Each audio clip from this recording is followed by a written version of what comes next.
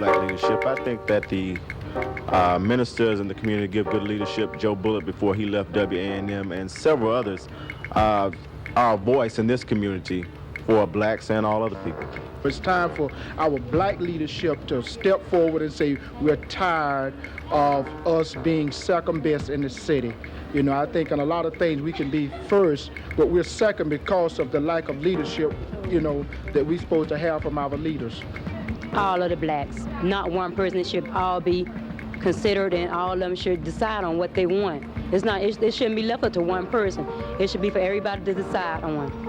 I think the thing that is falling apart with our community leaders, that we're telling the people one thing and then they see that we are doing something else. Well, as far as leadership in Tallahassee, I think it's kind of non-existent. There's a couple of guys, Jugger, I think his name was. He's changed it now. I saw some articles in the paper, and I think he's kind of taken the forefront.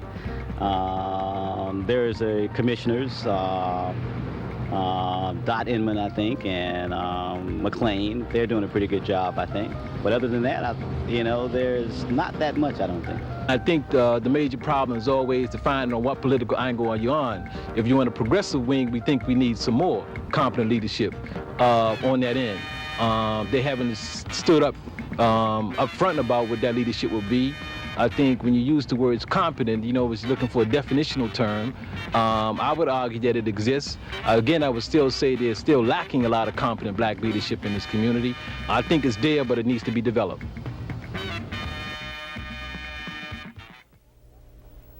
Hello and welcome to this special edition of Vibrations. I'm Sharon Morris. The struggle to achieve racial equality in America has been one of constant obstacles for black people. The struggle has taken place on many fronts. Each offensive launched by blacks has been met with confrontation by those who seek to retard the progress of blacks. Since slavery ended, leadership has been the key element in the gains blacks have won, and it is still believed that leadership will be the key element in blacks overcoming the remnants of racial inequity. In this program, we will examine that element called leadership, what it is, why it is needed, and how it will serve to propel black people forward to their desired end. Before we meet our special panel who will offer experienced perspectives on the issues, let's look back in history at a man who is considered one of the greatest leaders of our time, Dr. Martin Luther King, Jr.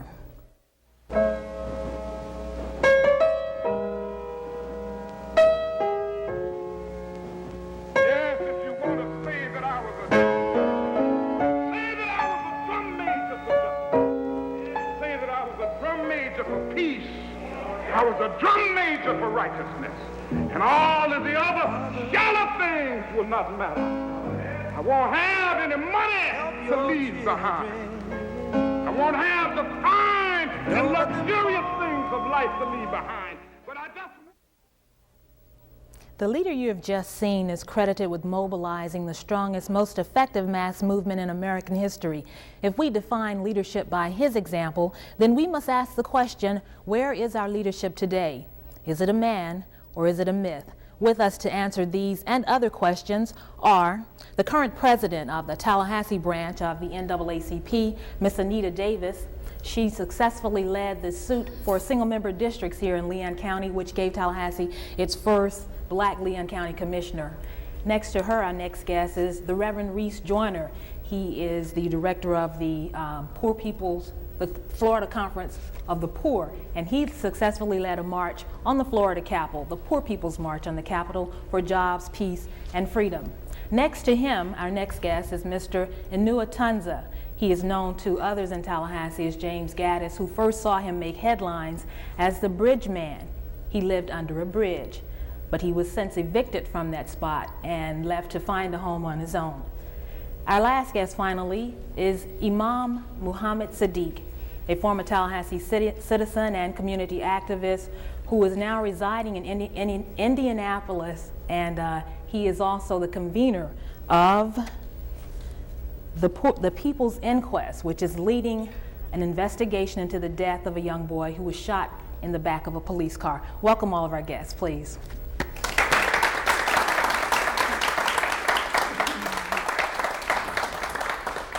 Okay, the key question is, Is there leadership in the black community, and where is it? And let's start with you, Anita. Well, there is leadership, but leadership, in order to have leadership, you have to have followership. And you must have goals, and you have to look at the needs of the community. And then you have to have people who will volunteer their time to get the program done or whatever the problems are within the community. I think what has happened within many of our elements within our community is the fact that they allow one person to take the helm and then expect them to do it all. You cannot be a leader unless you have followers.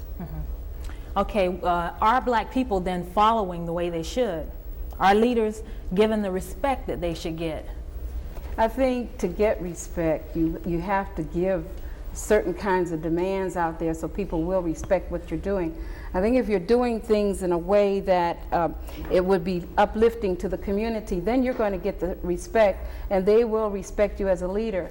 And one of the things that we need to not do is to sell out. Sometimes within the political arena, we find that we're selling out for something, or we're not getting the needs of our community answered because we do other things or take other things that leave us in compromising positions.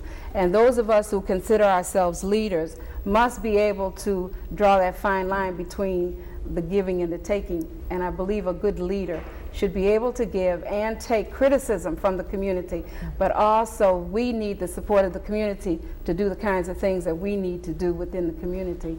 Now, Reese, oftentimes leaders aren't really seen as leaders by the total community. How do we define then who the leader is, and then how do we get the rest of the community to agree that this person or this group is a leader? First of all, I believe that leadership must be defined by one's service. And leadership should not be defined by who the media says that leadership is. Leadership should not be defined by who the status quo chooses to reinforce and to affirm, therefore they choose to put forth. Leadership must be defined by how a person gets out there in the community and seeks to make a difference. Too often we have allowed leadership to be defined based on one's ability to win a popularity contest. Consequently, they gain a title and believe that they have been set on some throne above the rest of the community.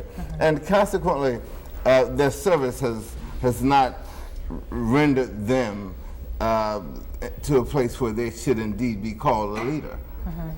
What characteristics would you say would make a leader? And if we're going to look at, just for example, Martin Luther King's qualifications. Okay, the first example of a good leader is courage. A good leader must be courageous and willing to take some risk. Martin King was willing to take some risk. A good leader is someone who's willing to do his research and do his homework, and is not willing to genuflect before the throne of those who would reinforce the many injustices. Effective leadership is leadership which will say, no more of this. We've had enough of the same old thing. It's time for us to create something different.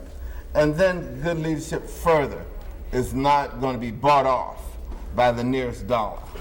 And that is perhaps one of the biggest problems that leadership around the country is experiencing. They are so willing to bow down to the man's money and to the perception of the man's power. So you think black leaders have kind of kowtowed to other political leaders? And black leaders have kowtowed, if you will, to those who they feel will promote their individual career goals. And effective leadership must begin to put those individual goals aside and recognize that if I'm a leader of this community, it is the community's goals and interests that I must have at heart first. And if I look out for the community as a leader, the community will look out for me.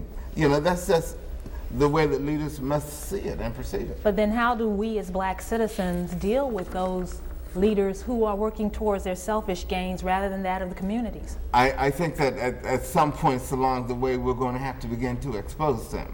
We're going to have to begin to go back to the days of our ancestors and realize that when the house nigger wanted to tell the master about all the plans, and the house nigga got exposed and ostracized. And so now I think it's time for us to realize that we have genuflected before the master's throne long enough. And we need to lift ourselves up and decide that we will indeed follow leadership which will be aggressive and will not just adopt the wait and see attitude. And Martin King didn't do that. Inua, you were in a predicament that I think a lot of people's hearts went out to you when you were evicted from the only home you had, which was a cave in a hole, basically under a bridge.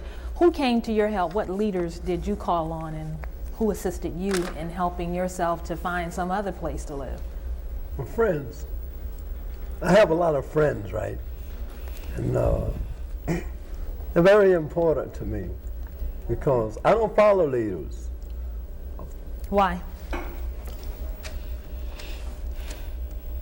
It's because they don't live long. Real leaders, right? You know, they come and go. And people who just come and do what they're going to do. I'm a cheerleader. I'm a cheerleader and a hatchet man. Real dangerous, right? Like people who are righteous, like Dr. King, you know, like Brother Joyner here, Sister Anita, numerous men and women. If they good, you know, I'll help them to achieve their goal, whatever it may be, long as it's not harmful to people, long as it's good for the advancement of people. But you're basically not a follower of leaders. Okay, you know, that's not my task. I didn't come to the earth to adhere to man's philosophies and doctrines. I just come to the earth to live happily and strong, right? There had to be some point where you came to that decision where you just decided that you wouldn't follow leaders. Right, I'll just only help righteous people. And so When did you decide that? As I grew up over the years, you know, by the time I was 21 or 22, did a lot of reading and studying and watching human behavior and living around all types of people. And, you know, I follow righteous people. And evil people, you know, I just oppose them. I do what is necessary to, you know. Imam, let's talk about mobilizing black people to follow leaders or groups of leaders to do the things that need to be done for black people. How would you go about mobilizing? Because one of the problems we have in the black community is a lack of unity and an ability to mobilize in mass groups to get something done. With the name God, most gracious, most merciful. I would say that, first of all, we have to understand that the destiny of any people is not in its leaders. The destiny of a people is in the character of that people. So we have to understand what is it in society that influences and develops character. The wise have studied that. Those who desire to manipulate and control society, they have studied and learned what it is that influences the character of a people. And they have manipulated those situations that they may be the dominant force, the dominant control, and the dominant influence in the lives of the people. Well, they say that suffering breeds character. Now, if that's the case, black people have truly suffered and should have whatever character it would take, wouldn't you say? Character, again, has different stages. There's the kinetic and the potential. What you're talking about is only potential. What we're interested in How do we get beyond that then? The way we get beyond that is we have to go back to the very first book, the scripture, the revelation from God. And the revelation of God in the book that I read, the Holy Quran, it says, read, recite, proclaim. And in the Bible, it says, let there be light. It's telling humanity, never should there be a time that the common man, the common individual, the everyday person should be devoid of guidance, insight, and direction in his life.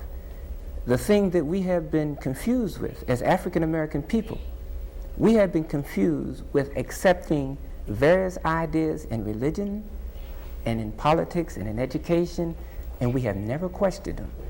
The Jewish people have a very wise thing that they do. Before they eat a certain kind of meat, they soak it in salt water. And symbolically, Imam Warathuddin Muhammad, who is our leader, he was telling us that the soaking it in salt water simply means the purifying of it and checking it out by the high, intelligent rabbis or leaders of their society before they feed it to the children. Perhaps we could take a page out of their book. Mm-hmm. Before we go any further, I'd like to remind our viewing audience that this show has open phones, and the number should flash up on the screen at some point, or it's 487-3200 if you're outside of Tallahassee, 1-800-322-WFSU. So give us a call here if you have questions, and we're open to your questions. We're open to questions from you in the audience. So if you have one, get Ellison's attention or my attention, and we'll come to you and have your questions heard. Now let's go a step further. It seems that a lot of, I guess, the problem that we've had has been a lot of division within the community. How can we solve that problem? Sharon, I think that one of the biggest problems is that somehow we those of us who have made it, if you will, and have acquired middle class status, we somehow have, if we haven't forgotten our roots, we don't keep in touch with them. And therefore we consider ourselves a black community of many classes. And the doctors who make $200,000 a year don't have much time for the unemployed laborer, all right?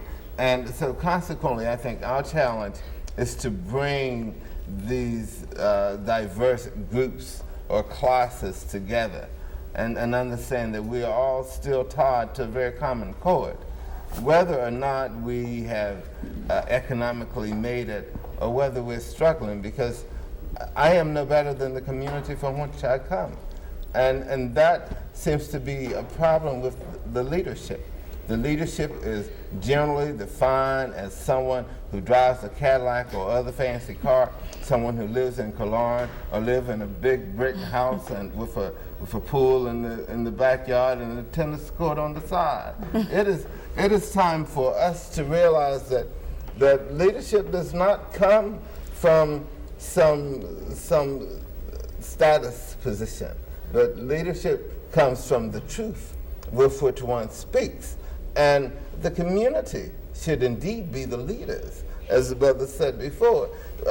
If the community decides that they're ready to take a stand, and if the community decides that we are not going to allow black women to be beat on the streets anymore, if the community decides that we're going to get together and launch some economic development ventures, then we will do those things.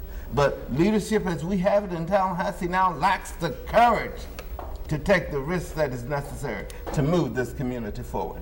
And I don't care how many names you call, they are all, and including those of us up here, we lack the courage that we need in Tallahassee to call the people to action. Yeah. I don't think we lack the courage. I think what we lack is the kind of people behind the scenes. Like, if I'm going to make a decision, I want to make sure that my community knows what I want to do, and I want to ask them about it. But what happens with a lot of us, and we have courage, those of us, I consider myself a leader, not only in my organization, but within the community, because a lot of people look for me. I'm a resourceful person. But before I can be a leader, I must at least address the needs of the community. I must identify them. And then from somehow, some way, we must work together to get it done. Now, the problem is, if I identify a problem, or any of us identify a problem, it may be my problem, but it may not be the other part of the community's problem. When Reese said about some of the haves and the have-nots, the whole thing is, being black, we're in the boat together. But yes, some of us have been able to maybe move to the other side of the track, or have 3 cars sitting in our driveway, or 1 paycheck away from the poorhouse. But that does not give us the wherewithal to be a leader. In order to be a leader, as I said before, you have to have a fellowship, and you must answer the needs of the community. And see, it's hard. Your thing is saying man or myth. Are you talking about male or myth? Or you talk about man as a human being, or a man as a group of people. When you talk about myths, there are ways of leading. Sometimes they're subtle, and sometimes they're open. Sometimes I can use my subtleness, my quietness to get things done. Sometimes we have to be more overt and get out there and demonstrate and say, this is what I want, and this is what I'm going to do to get it done. But don't say I, it's a we thing. And we have lost sight of where our leadership is. You cannot be a good leader unless you are looking at our brothers and sisters and answering the needs of the community. And people will criticize you for not doing what you're supposed to do. But then when you ask them to come and stand beside me, brother, come and stand beside me, sister, they're not there. So what are the other demands? What are the other things that we can do as a community? I need answers. Let's hear what our audience would have to say about it. We have any questions? Mrs. I have several questions. Just a second. We're going to get over to you and get you on the mic. I have several questions.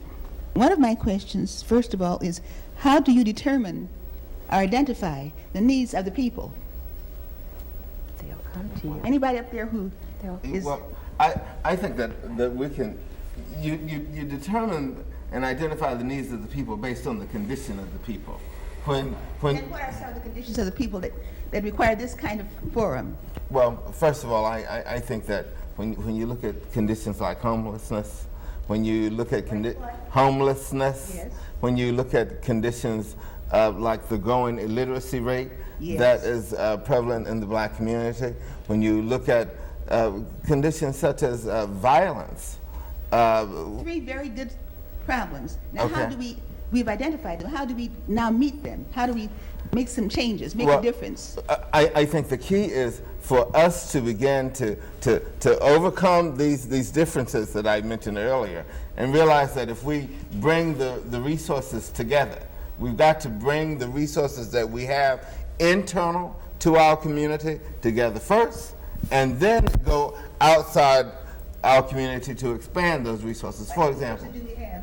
Well, first of all, I think that us together, collectively, have the economic resources to make a difference. Mm-hmm. Us together have the credit resources to get what we need. Pardon me, from where you sit now, and to an audience out there listening to you, mm-hmm. Can you just tell some of the people in Tallahassee what are some of the things that they can do, mothers and fathers, parents, children, students, teachers, officials, administrators, because there are many, many things that can be done and should be done, and this is where we begin. I think that one of the first thing that everybody who's listening to this program should do is to get involved, and get involved with a vehicle that is about change. Get involved with such the NAACP. Just one example, all right? The Florida Conference on the Poor, the Rainbow Coalition. Get involved in those organizations and those processes which seek to first empower the people to make a difference in their own lives. Well, how do we tell the difference between leadership and misleadership? Well, misleadership you only see when it's a popular event. Misleadership you only see when they're making a dollar. Misleadership is leadership that is not around when the people are out in the street. That's misleadership. Misleadership is not available when the poor call them up on the horn and say, I need a helping hand. Misleadership is leadership which literally does not care unless it's profitable for them as individuals. And part of the problem is how to deal with that. Okay, Sharon, thank you very much. I'd like to remind our audience at home that If you would like to get involved in this discussion here at WFSU-TV on the Vibration Series, go to your telephone and dial 487-3200. Now, the Vibration Series has created this forum for you. You're the people that make the difference. You're the ones that the change needs to occur for. Before we go on, I'd like to go back to Brother Muhammad Siddiq. He mentioned that in order for a group of people to improve their lot in life, they had to improve their character. As we look at the many problems, and we all know the problems, so we're not here to talk about the problems that black people experience. We all know that there are drugs tearing our communities apart, homelessness, teenage pregnancies. We all know about that. How many of you don't know about that? Okay, so everybody knows about that. What we're here now to decide is, where do we go and who takes us there? You know, I'd like to say this, brother. We as a people, the African American people, will never make progress until we can become as scientific with our personal lives as we are on our jobs, many of us. For example, we are too emotionally based in our analysis as to what the problem is. We have to have the courage to examine everything in the house when somebody comes up with a very serious sickness. We can't say, oh, that's grandmother's preserves that she makes every year. It couldn't be the cause of the problem. Nor can we say, oh no, that's my favorite dish. That couldn't be the cause of the problem. We have to examine everything. And we have to be analytical, we have to be scientific, we have to be rational. Then when we become rational, then we'll be able to make the kinds of progress that we need to make, and then we'll be able to develop the kind of character we need to develop. But our biggest problem is we have these untouchable things that we're not going to look at. And as a Muslim, I don't want you to misread me, but I must say this.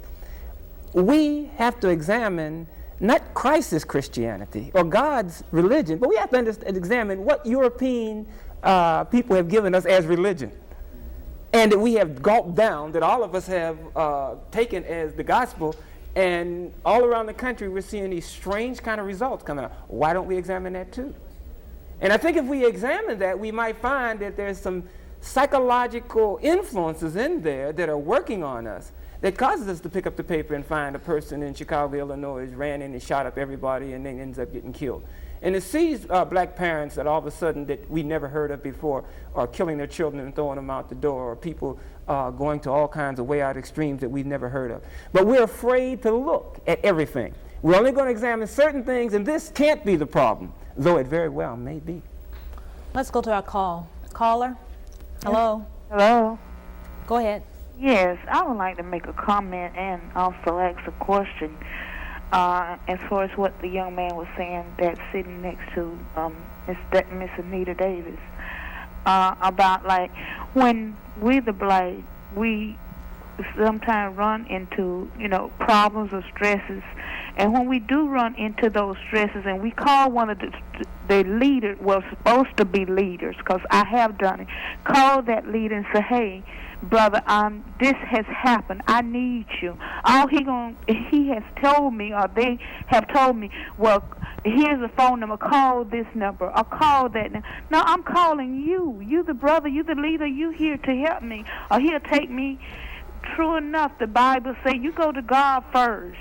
Yes, I believe, and I go to the Bible first. But if you there and you saying you the leader and you there to help me, and then you gonna give me all around the world phone calls to call to, and hey, I'm called everybody, but here I am back to you. I need you, brother. I need you, sister.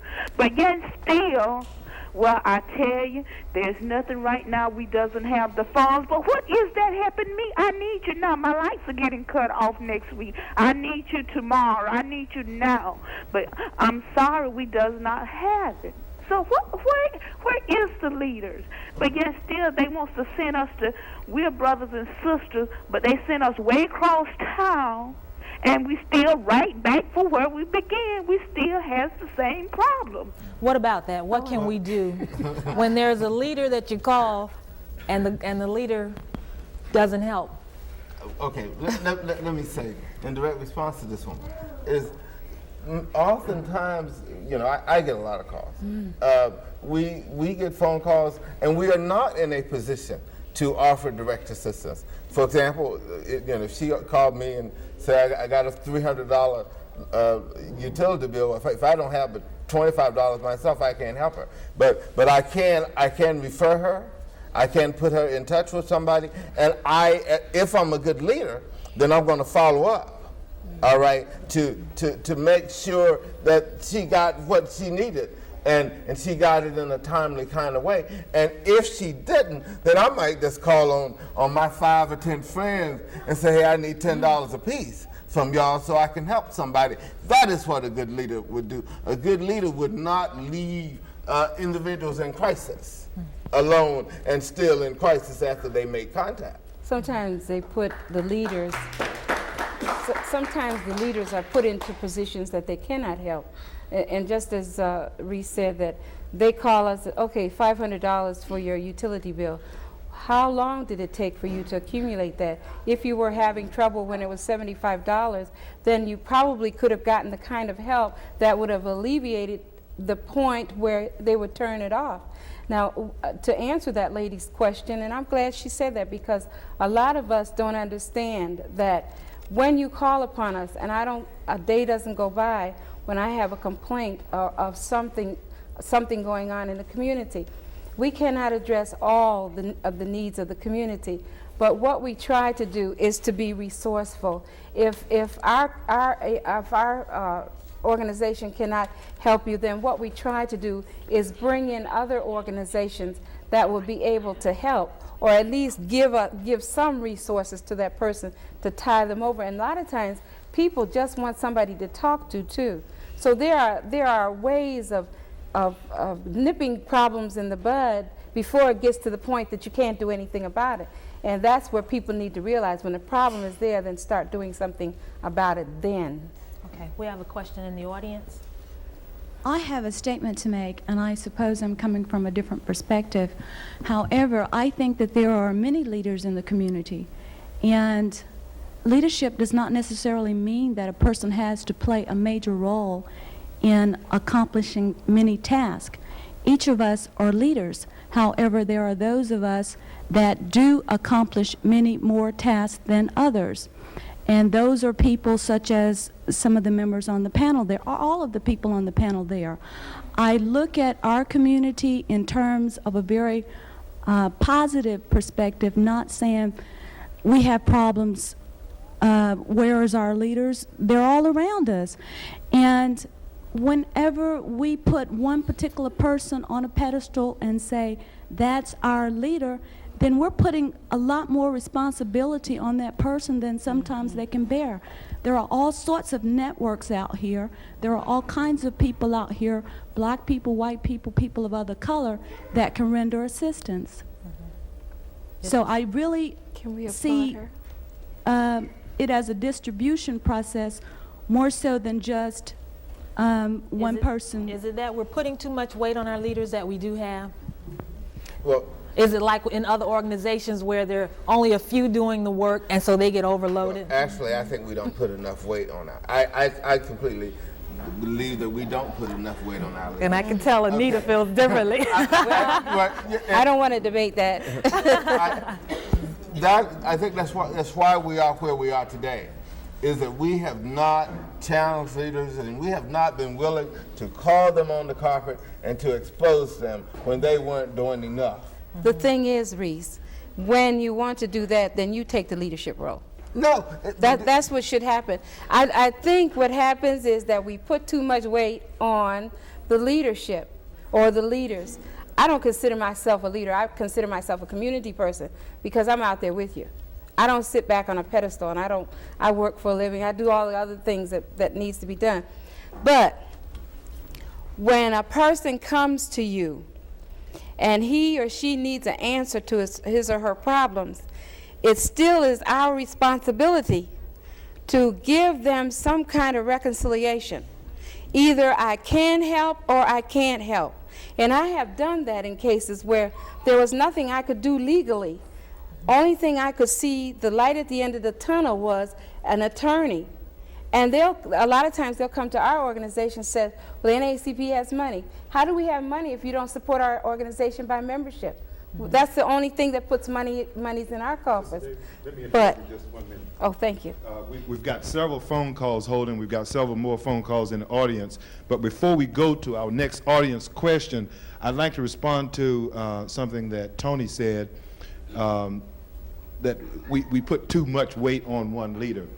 At the beginning of the program, we showed you a short segment of a videotape.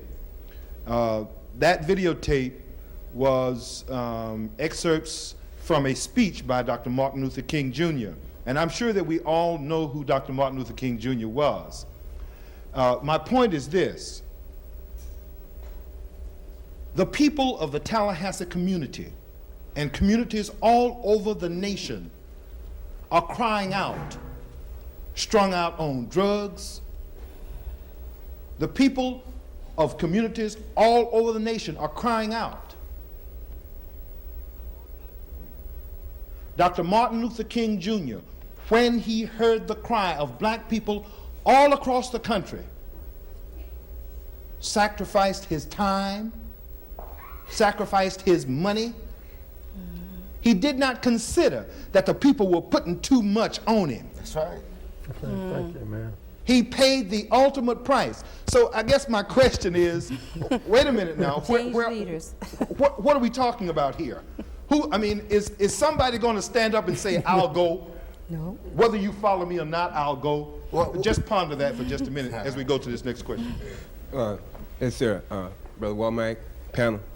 My name is James Colbert, and I'm just, I'm sitting here listening to the panel, and we're talking about leadership. I don't know if a lot of people out there may be aware of the fact that I was arrested when I was 17. 2 police officers came to my house, and they lied to my family, and they tricked me out, and they took me down there to the jailhouse, and they tortured and terrorized me. I've never had 1 minute's peace since that. That was following the assassination of Dr. Martin Luther King in 1968. The NAACP came to my defense. We talking about leaders. The SCLC came to my defense, the ACLU. They got me lawyers, they got me help. They saved my life. I was on trial for the electric chair. They found out later that I didn't do this crime, that I didn't commit this crime, and I spent 3.5 years in prison on a life sentence.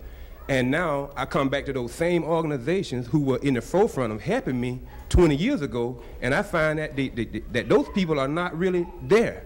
The organizations has undergone, in my opinion, some kind of internal change. The sensitivity for the people are not there. The lady with the problem I heard on the phone, I think that she needs to help. She don't need excuses.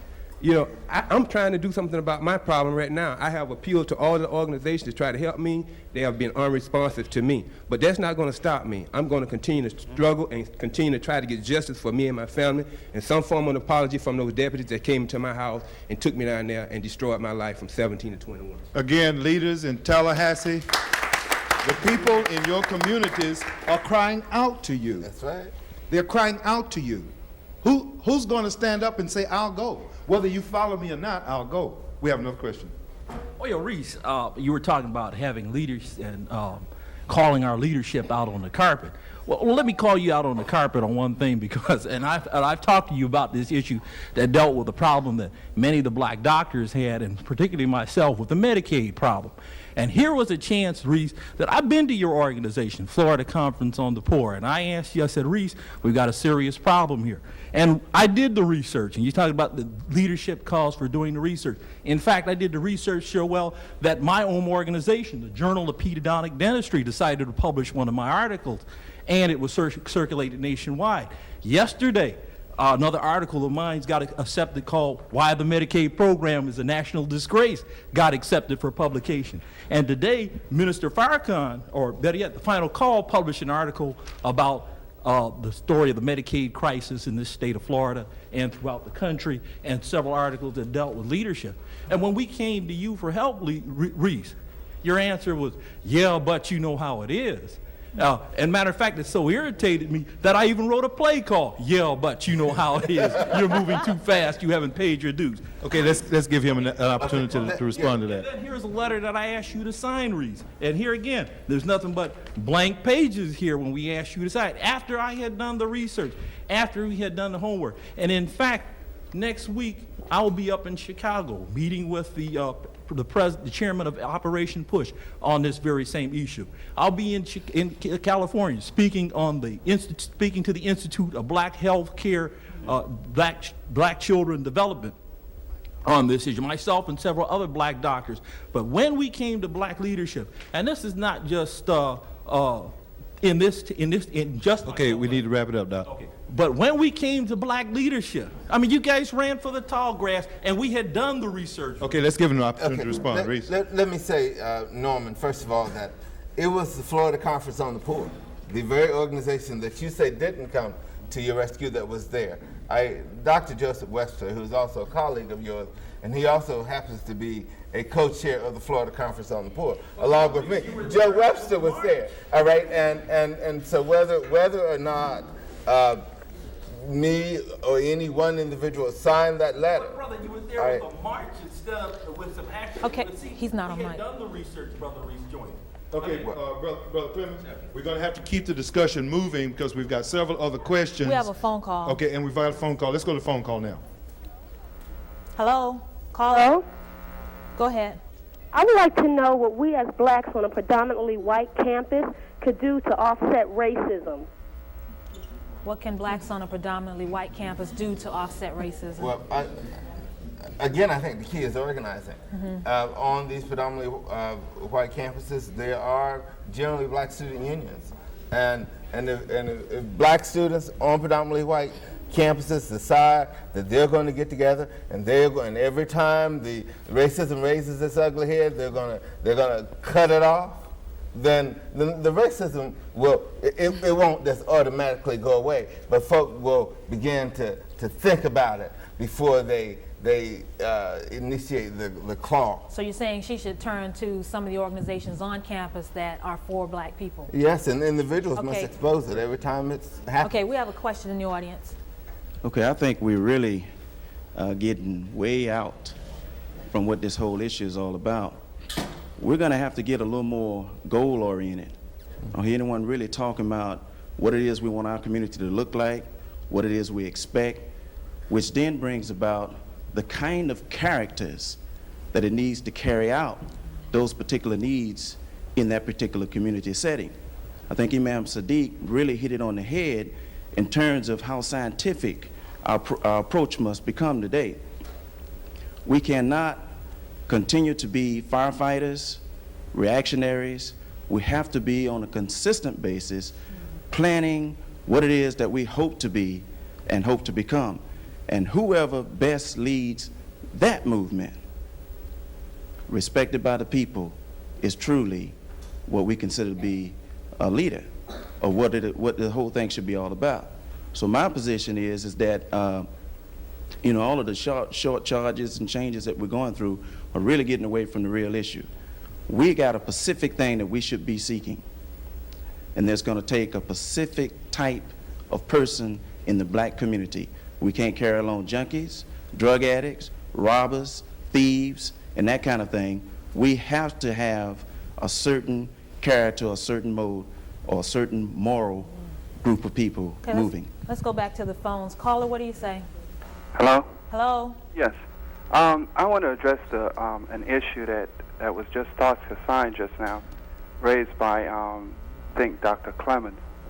However, this is a different situation.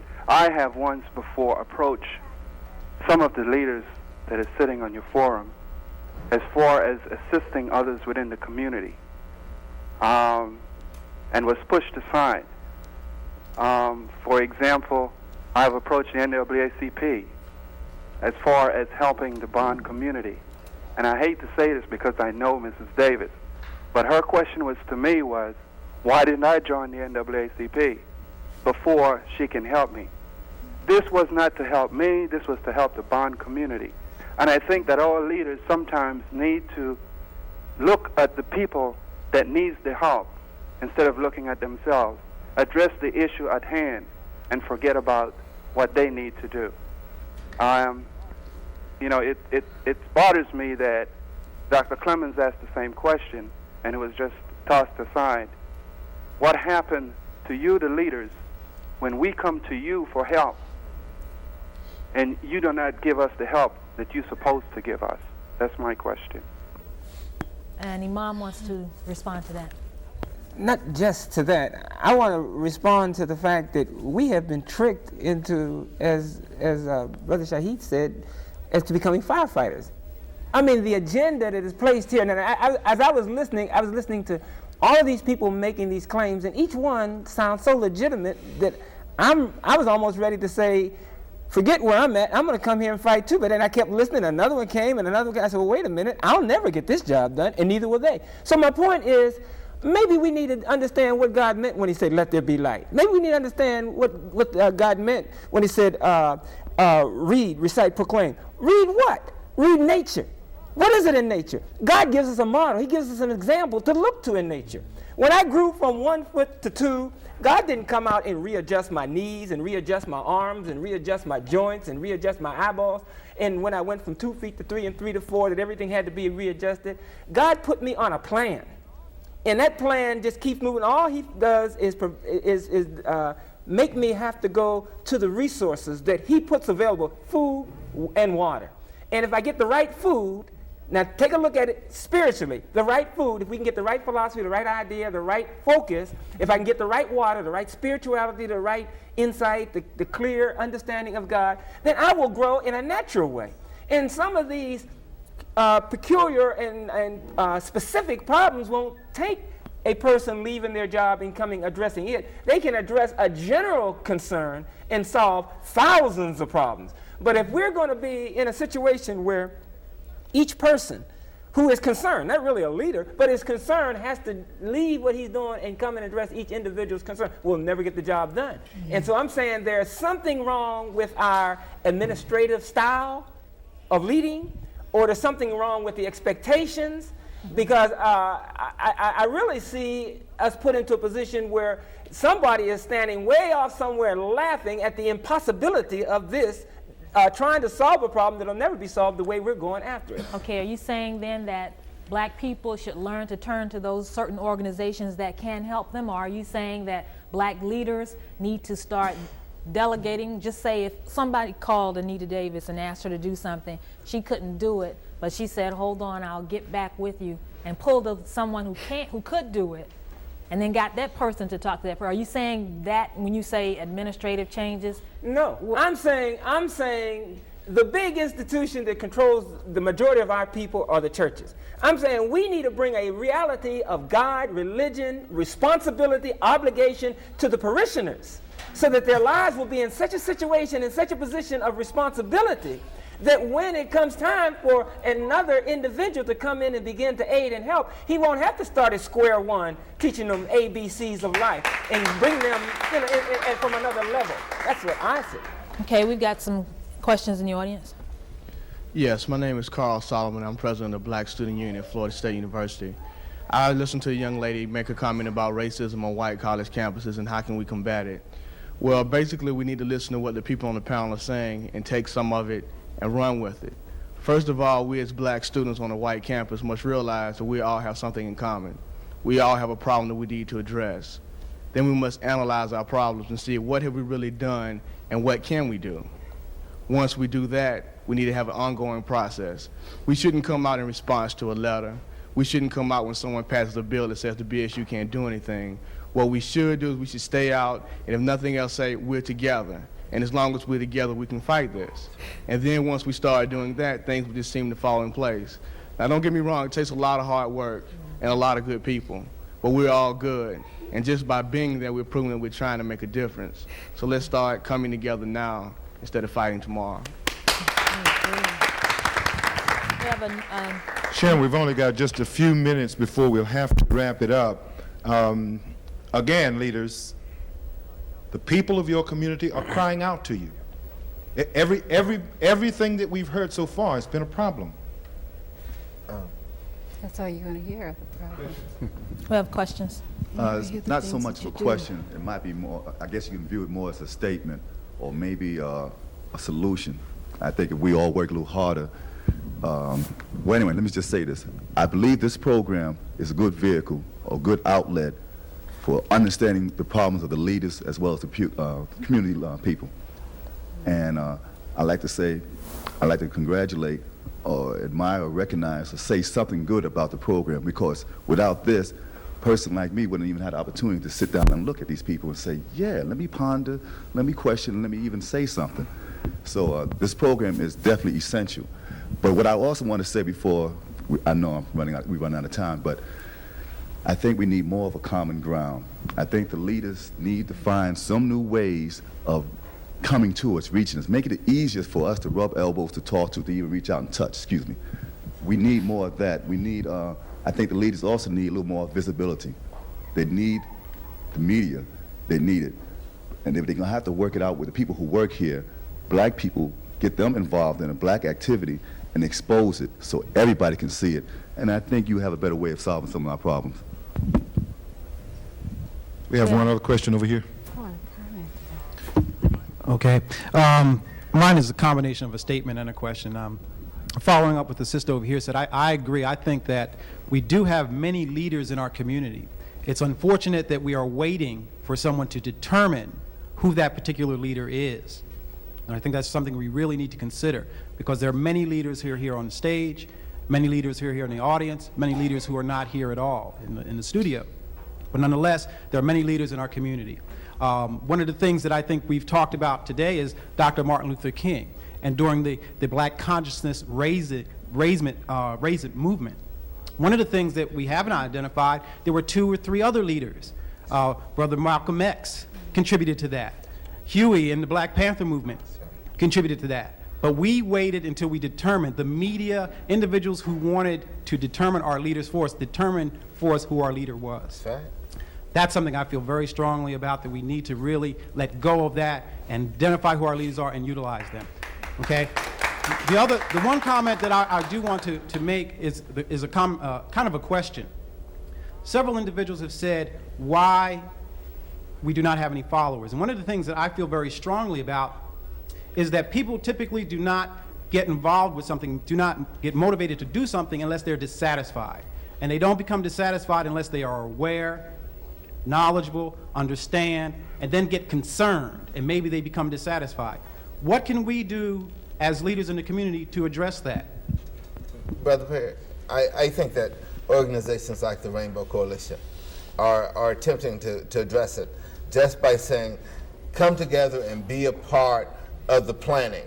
Come together and be a part of the policy development. And one thing that leaders in this community have failed dismally at is getting the community to be a part of the planning process and the decision-making process. So I think that we as individuals who seek to build leadership, all right, have to come together and say, let's plan. People tend and let's approach it scientifically. Yes. People tend to stand on the sidelines and say, let somebody else do it, instead of come in and help us do it. And when you get in the position and you start doing that, then nothing's going to work, because if I make a decision, it might not be the right decision for everybody, but it's the decision I had to come up with because I didn't have the support of the community. I want to make one very brief statement about leadership in Tallahassee. There are some people who are leading and making a difference in different areas. You know, in religion, you got the good. In economic development, you got people like Ed Freeman, who's constantly creating jobs, a pioneer, and other folk are making a difference just by the kinds of things that they're willing to do. Okay, let's take a phone. Let's take a phone call. Let's go to a phone call, please. Hello. Yes, hello. Hello. Go ahead. Yes, I'd like to address a statement on what Mr. Siddiq, I believe that's his name, what he said earlier about character in the black communities. Now, this is what I feel, my opinion, for as a solution to the problem in the black community. It's not so much more that we need leaders or a leader. We need to establish institutions economically, socially, to, I guess, eradicate the pacification of I guess you can say, the ruling society that exists in America, in any black community. We need our own banking institutions. We need our own corporations. We need something of that matter or that nature that we can finance and, I guess, remedy the problems that are in our institutions. We need to take a more, I guess, an offensive nature instead of a defensive nature to problems. Like he was saying before, a firefighter mentality. We don't need that. We don't need to take the attitude that we need some kind of, I guess you can say, like a messiah to come down from the mountains and lead us to the promised land. We need to take, I guess you can say, as Martin Luther King said, a drum major attitude on an individual basis and stop looking for others for our own solutions. And it begins at home. That's the way I feel about that.